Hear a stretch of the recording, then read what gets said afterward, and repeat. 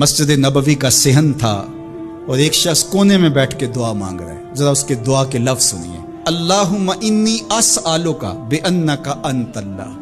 اے اللہ میں تجھ سے اس لیے مانگتا ہوں کہ تو میرا اللہ جو ہے. ذرا غور کیجیے. میرے والد گرامی فرماتے تھے کہ بیٹا باپ سے کہے کہ ابا جی میں آپ سے اس لیے مانگ رہا ہوں کہ آپ میرے ابو جو ہیں، تو باپ کو اپنا وجود بیچ کے بھی دینا پڑا تو اس کی ڈیمانڈ پوری کرے گا.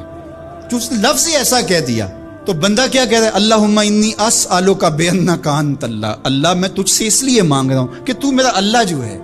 لا الہ الا انت، تیرے علاوہ کوئی ہے بھی تو نہیں.